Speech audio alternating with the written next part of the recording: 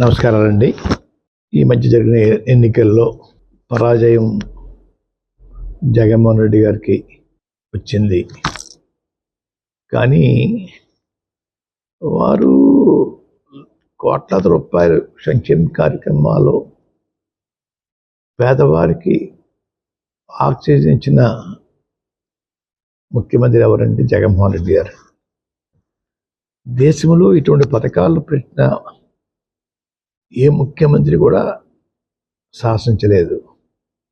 అటువంటి సాహసం మా జగన్మోహన్ రెడ్డి గారు చేశారండి. కానీ ప్రజలు ఎందుకు రిసీవ్ చేసుకోలేదు అనేది నా ప్రశ్న. సంక్షేమం కన్నా అభివృద్ధి మీద ఇంట్రెస్టా, లేకపోతే వీరు పెట్టిన సంక్షేమ పథకాలను మించిపోయి ఎదుటి పార్టీ వారు పెట్టడం వల్ల అటు మొగ్గారా అన్నది పెద్ద ప్రశ్న అండి. సంక్షేమ పథకాలకి ప్రజలు ఓటైనప్పుడు రాబోయే రోజుల్లో ఏ ముఖ్యమంత్రి కూడా సంక్షేమ పథకాల జోలికి వెళ్లకుండా ఉండే వాతావరణం ప్రజలకు కల్పించారని అనుకుంటా ఉన్నాను. అయినా కూటమి నాయకులు గెలిచినందుకు వారందరికీ శుభాకాంక్షలు తెలియజేస్తా ఉన్నాను. గతంలో పవన్ కళ్యాణ్ గారి గురించి నేను సవాలు విసిరానండి. పిఠాపురంలో ఓడించి పంపుతాం, ఓడించి పంపకపోతే నా పేరు మార్చుకుంటాను పద్మనాభరెడ్డిగా అని చెప్పడం జరిగిందండి. ఓటమి చెందాను. అన్న మాట ప్రకారంగా నా పేరు పద్మనాభరెడ్డిగా మార్చమని చెప్పేసి గెజిట్ పబ్లికేషన్ కోసం పేపర్స్ అన్నీ రెడీ చేసుకున్నానండి. రేపు ఇంట్లో పూర్తిగా నింపి పేరు మార్పు కోసం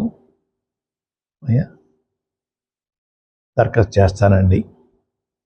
ఆల్రెడీ అన్నీ ఫిలప్ అయిపోయి ఇంకా తర్వాత ఉంటే చూసుకుని వారు మీద విసిరిన సవాల్కి నేను ఓటమి చెందాను కాబట్టి, చెందితే పద్మనాభరెడ్డిగా మార్చుకుంటా అని చెప్పి అన్నాం కాబట్టి ఆ మాటకి నేను కట్టుబడి ఉన్నాను. అయ్యా, ఆ ప్రకారంగా పద్మనాభరెడ్డిగా మార్చమని గెజెట్ పబ్లికేషన్లో ఎంటర్ చేయమని అడుగుతానండి. గెజెట్ పబ్లికేషన్ అయిన తర్వాత మళ్ళా మీకు ప్రెస్కి ఆ నమోదైన పేపర్స్ మీకు ఇస్తానండి. అయ్యా,